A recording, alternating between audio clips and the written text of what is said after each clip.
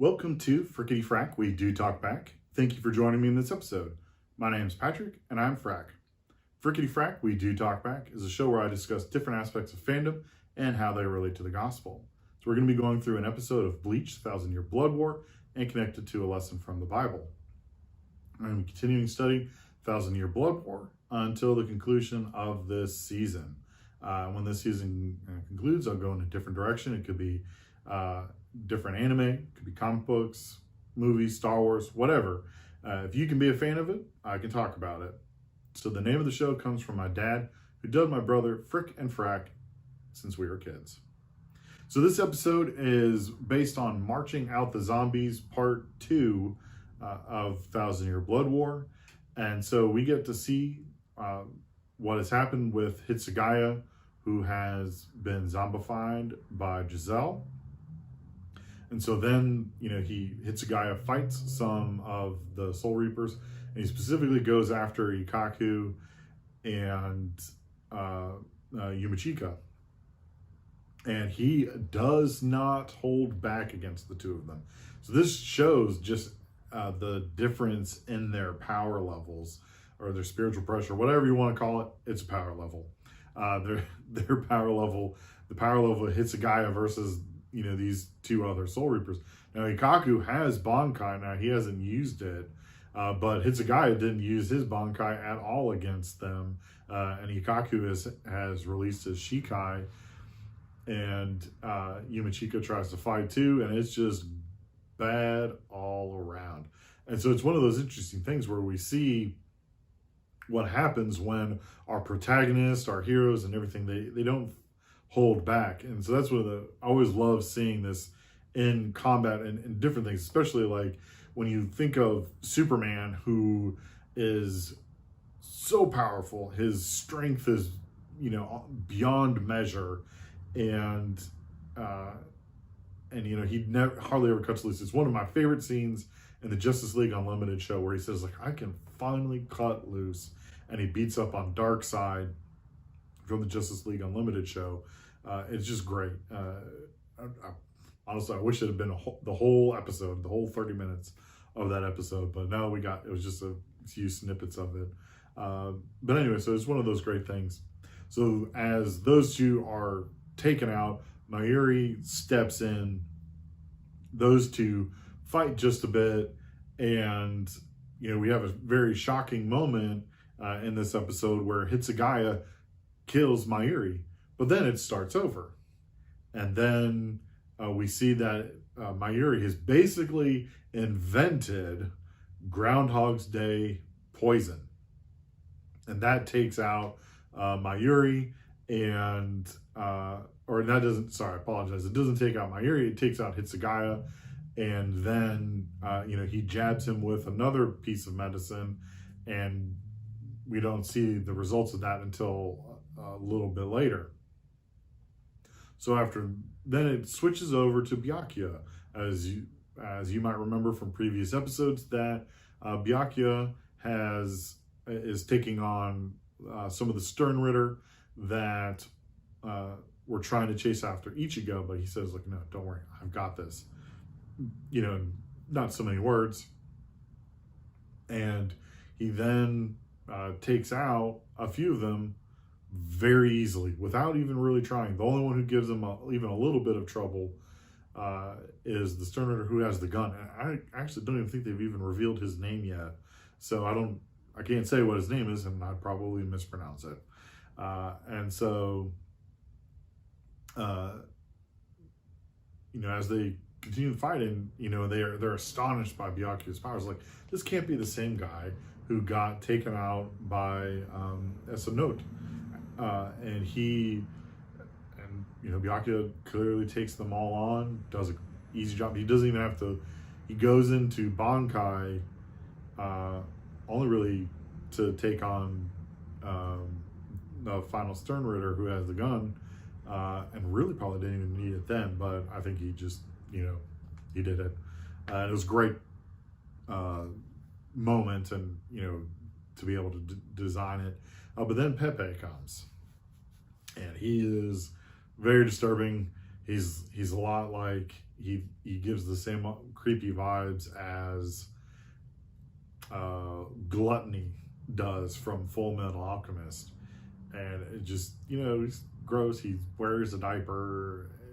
Ugh, not a fan of it. But that's when, Byakuya finally has a little bit of trouble. Because Pepe's power is able to, if he shoots you with a little heart, then, he's able to take you over. So we see Byakuya having trouble with Pepe. And it wasn't until the intervention of Mayuri does things kind of turn around, because Byakuya is forced to fight Hisaki, and then, and continuing that fight, and then he has to fight his own Zanpakuto, which is a great reminder that Zanpakutos have their own souls. But he finally, things turn around when Mayuri had taken over the other zombies that Giselle had taken over that are of extreme power. Giselle had taken over 2 more captains and a lieutenant, and Mayuri, takes them all back under his control. And so between their aid, Byakuya is, Pepe is finally able to be beaten back, and then he's taken out by one of his fellow Sternritter that, wasn't too happy that he had targeted them as well. He was, for someone who had the power of love, he was not a very kind person. And so between that and then what Mayuri did, that leads into our biblical theme from Leviticus. All right, so here's what it says. And so I'm reading Leviticus chapter 17, verse 11. For the life of the flesh is in the blood, and I have given it for you on the altar to make atonement for your souls. For it is the blood that makes atonement by the life. So here's the really interesting thing. So back in Leviticus, when this was being written down, the idea behind forgiveness of sin was centered around sacrifices. And so blood was required to be spilled to pay for the sins of the people of Israel. And it wasn't until Jesus came and died for us with it and shed his own blood for each one of us that this started changing. And then also the destruction of the temple in 70 AD also made the people of Israel have to shift on how they practice this.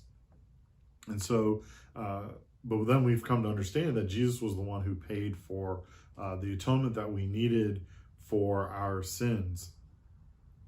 And so I was thinking of this verse, and I know I'm going to be kind of a little bit all over the place a little bit, and I do apologize. But Byakuya and Mayuri, they have 2 very distinct views on the preciousness of life. Now, Byakuya, if a soul reaper were to die in service of the soul society, then that was what they're supposed to do. Mayuri believes is like, well, they can be used in death. We should use them in death, and that should protect the soul society that way. And Byakuya is not happy with what he has done.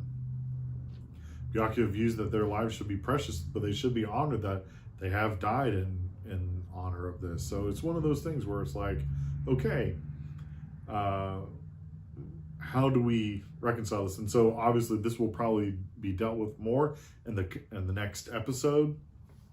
But it's one of those things that we have to look at and think about, well, what do we do? And so this for me is a reminder of just how precious life is. And that this blood that was needed to be shed to make atonement for our souls, that these animal sacrifices that the people of Israel would do, but then later with Jesus Christ, the Son of God, who was perfect, who committed no sin, and always will be perfect, shed his blood for each one of us. And he did it for everyone, even the people who deny his existence, who say that Jesus really wasn't the Son of God, or Jesus was just a good person, he was a good teacher, or say Jesus didn't even exist at all, he was made up. What this tells us that Jesus' blood was shed even for them. And so life is precious. And so this life, this blood that was for atonement, this blood that Jesus gave for all of us, is precious. And so Byakuya and his disagreement with Mayuri, he's trying to say, is like, these lives were precious. You're using them for your own gain. It's like, Mayuri's like, well, I'm using these to protect the Soul Society. But Mayuri, his view on life is very, very different. So I think for each of us, it should help us to understand that the life that we have is incredibly precious. And so if you're hearing this video, if you're watching this video or listening to this podcast, I want you to know that God views your life as precious. And so don't ever let anyone diminish that. Know that Jesus died for you, loves you, and has a plan for you. All right, so how am I gonna rate this episode? I'm gonna give it a perfect 5. Now, as I did the previous episode, it was very Mayuri heavy, and I'm not a huge fan of Mayuri, but you take what you get, but because you get great Hitsugaya action, you get great Byakuya action, and so it's one of those things where it's really great. It felt like old school Bleach, and but also with the dated animation and combat and stuff like that. So it's just really kind of hard to, it brings you back to the height of Bleach with the Soul Society arc, the Hueco Mundo arc. I mean, it's just great. So I'm going to give this one a perfect 5. All right, so anyone with questions about the biblical lesson that I talked about in this episode, or anything else ranging from other anime, comics, anything in general, feel free to email me at fricketyfracktalkback@gmail.com, or reach out to me on X at fricketyf, or at fricketyfrack on Instagram and Facebook. So please rate, review, and subscribe. Be sure to like, comment below if you're watching this on YouTube. If you're listening to this on where you get your podcasts, be sure to subscribe, pass it along. So remember that I love you. Most importantly, God loves you. And so go release your Bankai.